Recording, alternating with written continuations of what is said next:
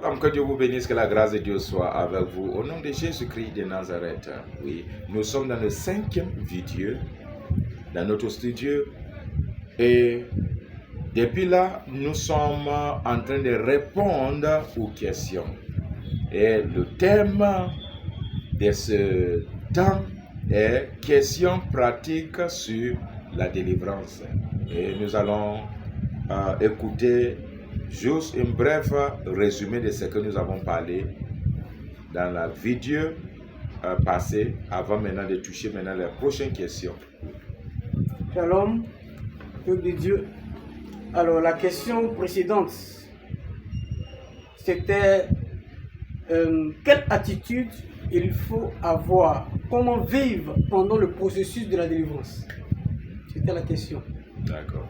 Et je pense que cette question, les réponses vous a béni. Et faisons face maintenant aux prochaines questions. Ok, la 9e question maintenant.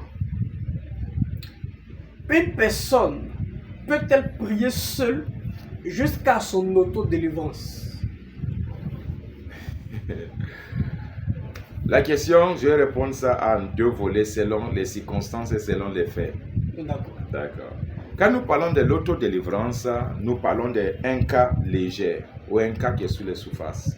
Pas un cas qui est profond ou un arbre qui a déjà ses racines verticaux ou horizontaux qui ont déjà établi dans le sol. Pour déraciner cet arbre, tu as besoin de double effort. Ok. L'autodélivrance, quand vous lisez la Bible attentivement dans les archives des psaumes, vous verrez que le psaume parle de « J'ai crié à l'Éternel et l'Éternel a entendu ma voix et l'Éternel m'a délivré ». En plusieurs fois, dans beaucoup des endroits, beaucoup de passages, vous entendez cela.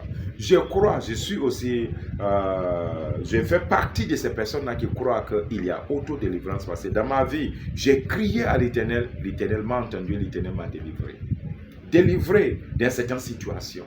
Délivré quand je suis fouché. Délivré quand j'étais abandonné. Délivré quand je suis arrivé quelque part où je ne peux pas m'en sortir. Délivré quand l'ennemi s'élève contre moi. Délivré quand les œuvres de l'ennemi, je le vois partout. L'ennemi, Dieu m'a délivré de toutes ces choses. Comme David qui pouvait dire, l'Éternel qui m'a délivré de gueule de lion et de la patte de ours, de ours, va me délivrer aussi de ces Philistins, de ces Goliath.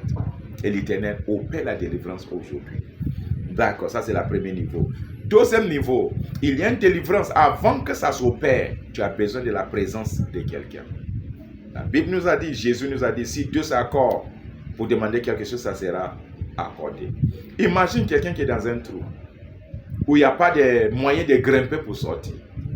Et il vit dans la difficulté dans ce trou, ou dans ses forces. Il doit crier à l'aide. Et il faut de l'aide de l'extérieur. Quelqu'un qui va étendre la main pour le faire sortir, ou bien faire descendre une corde pour le faire monter. Ça, c'est une autre étape. Il y a aussi la délivrance, aussi dans un autre domaine, qu'on appelle le domaine de la boue. Quand quelqu'un entre dans la boue accidentellement ou par manque de connaissances, qu'il pensait que vraiment c'est juste une petite chose, et il rentre dedans. Savez-vous que quand vous êtes dans la boue, quand tu enlèves un pied, un autre pied s'enfonce. Tu enlèves un autre s'enfonce. Et quand tu vas enlever pour aller en avant, tu ne peux pas bouger. La personne devient stagnante. Il y a des personnes qui sont comme ça dans la boue. David, quand il est arrivé dans ce niveau, il a crié à l'Éternel. Et l'Éternel le fait sortir de la boue et a établi ses pieds sur le rocher. Un autre domaine dans la délivrance. Quelqu'un qui n'a pas une habilité, qui n'a pas le savoir-faire dans un domaine.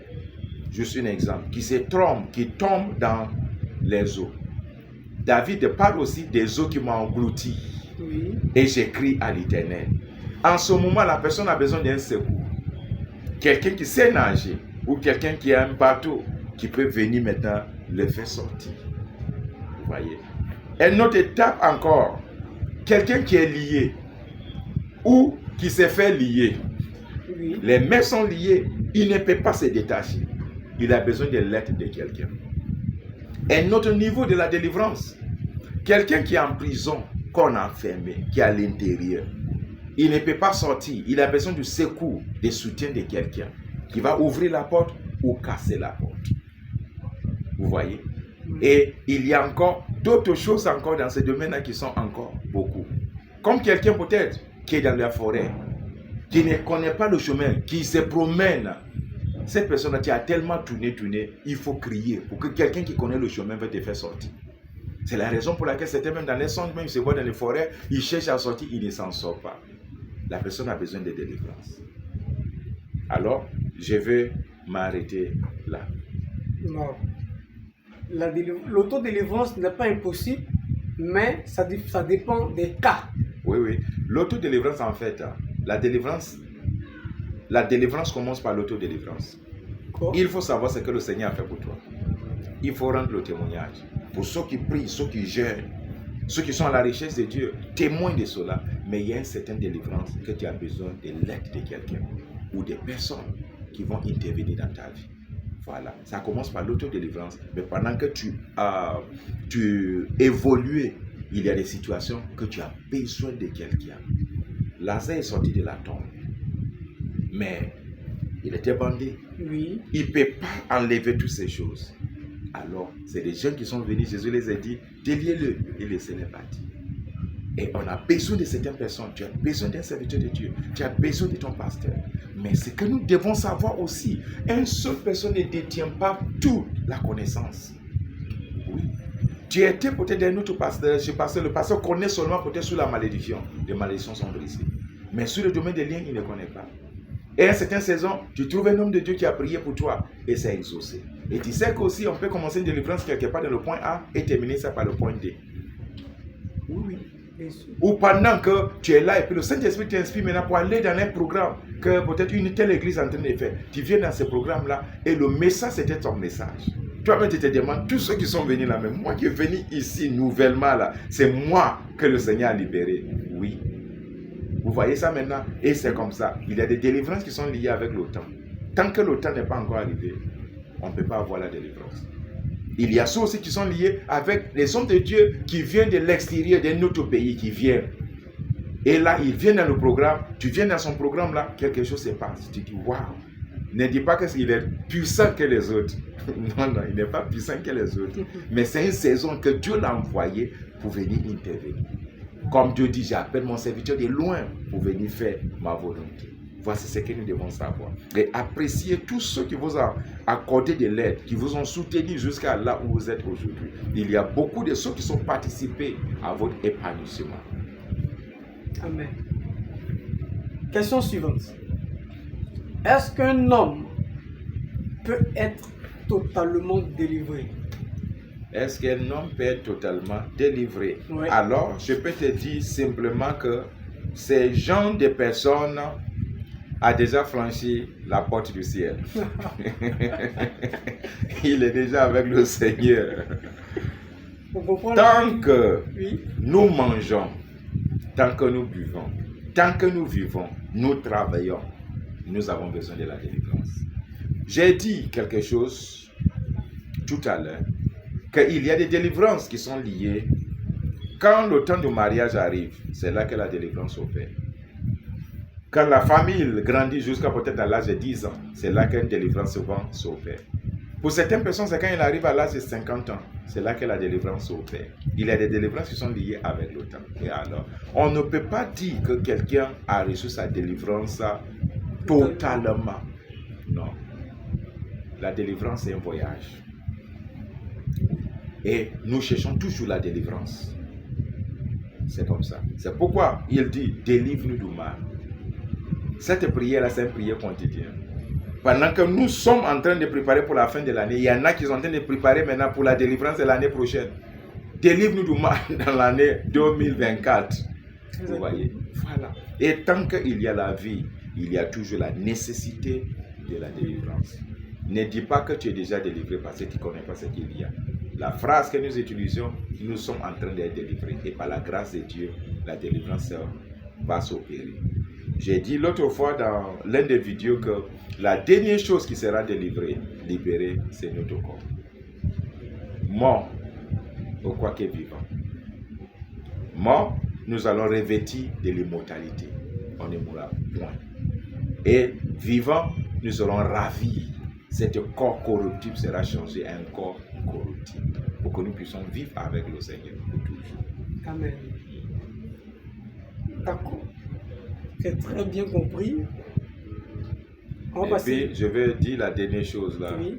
La mentalité a besoin d'être délivrée. Mentalité. Oui. Quelqu'un ne peut pas dire non, vraiment, j'ai déjà arrivé à la statue complète de Jésus-Christ. Au fur et à mesure que nous montons au statut, au fur et à mesure que nous nous débarrassons de certaines choses, au fur et à mesure que nous nous revêtons de notre connaissance.